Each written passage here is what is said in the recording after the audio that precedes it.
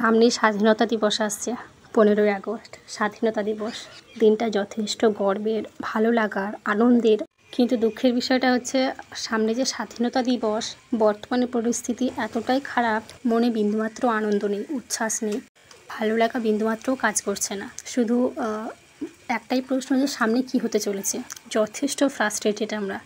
আরজি কর law college, একের পর এক অভয়াকাণ্ড, চাকরি প্রার্থীদের সাথে দুর্নীতি, এদিকে আমরা স্টুডেন্টসরা মানে অবস্থা ভীষণই শোচনীয়। আমাদের স্টুডেন্টসদের সাথে এই যুব সমাজের সাথে ছেলে খেলা, মানে যারা দেশের ভবিষ্যৎ, যারা একটা সুন্দর উজ্জ্বল ভবিষ্যতের স্বপ্ন দেখে, তাদের সঙ্গে ছেলে খেলা এটা কখনোই মেনে নেওয়া যায় না।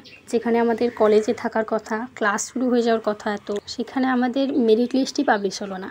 একের পর এক ডেট এক্সটেনশন হয়ে চলেছে, সামনে কি হবে কিছু জানি না। ক্লাস কবে শুরু হবে কলেজের সেই রিলেটেড কোনো নোটিশই নেই।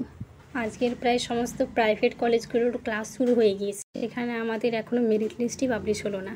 আজকে ডাব্লিউবি ক্যাপ, ডাব্লিউবিজি, তোমার নার্সিং পরীক্ষাগুলোর ক্ষেত্রে সেগুলো নিয়ে উচ্চবিত্ত পরিবারের যে ছেলে মেয়েগুলো, তাদেরও যথেষ্ট চিন্তা রয়েছে। কিন্তু তারপরেও তাদের একটা অপশান রয়েছে যে তারা প্রাইভেট কলেজগুলোতে ভর্তি হয়ে যেতে পারে, এবং অনেকে হয়েও গিয়েছে। কিন্তু আমরা যারা নিম্নবিত্ত মধ্যবিত্ত পরিবারের ছেলে মেয়ে, আমাদের কাছে সরকারি কলেজগুলো একমাত্র ভরসার জায়গা, যে ভালোভাবে পড়াশোনাটা করে সরকারি কলেজগুলোতে যাব, ভর্তি হব এবং পড়াশোনা করে ভালো কোনো একটা কাজে যুক্ত হব, আর্থিক দিক থেকে স্বাবলম্বী হব, বাবা মার পাশে থাকবো, নিজের পাশে। আমরা ছাত্রছাত্রীরা যারা এইচএস পাস করার পর সরকারি কলেজগুলোর উপর ভরসা করে থাকি, নতুন একটা উজ্জ্বল ভবিষ্যতের স্বপ্ন দেখি, সেখানে আপনারা তাদের সঙ্গে, এই যুব সমাজের সঙ্গে আপনারা ছেলে খেলা শুরু করেছেন। মানে আমাদের দোষটা কোথায়? আমরা কোথায় যাব আপনারা বলুন তো?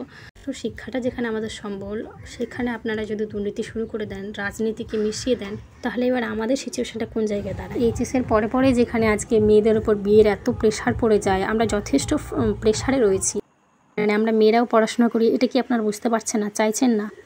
এত যদি রেজাল্টে লেট হয়ে যায়, আমাদের সিচুয়েশনটা কোন জায়গায় আপনারা কি বুঝতে পারছেন না, নাকি বুঝতে চাইছেন না? মানে এই রাজ্যের জন্ম নিয়ে কি ভুল হয়েছে, না কীরকম কি? দয়া করে এবার মেরিট লিস্টগুলো পাবলিশ করুন না, নার্সিংয়ের পরীক্ষাগুলো নিন না। কলেজে যাওয়ার পর যখন পড়াশোনা নিয়ে এত চাপাচাপ শুরু হবে, রেজাল্টের ওপর একটা প্রভাব পড়বে, সেটা দায়িত্ব কি আপনারা নেবেন?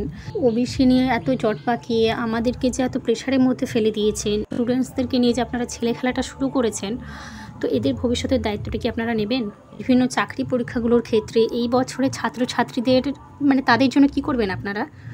তাদেরকে স্পেশাল কি বেনিফিটটা দেবেন, কি ছাড়টা দেবেন? এই সময়গুলো কি ফিরিয়ে দেবেন আপনারা? আমাদের মন্ত্রীর কাছে আবেদন যে দয়া করে এবার পঠন পাঠন শুরু করার ব্যবস্থাটা নিন। শুরু করান, এবার আর পারছি না। যাই হোক, কথার মধ্যে যদি কোনো ভুল থেকে থাকে দয়া করে আমাকে ক্ষমা করে দিবেন, এবং দয়া করে মেরিট লিস্টগুলো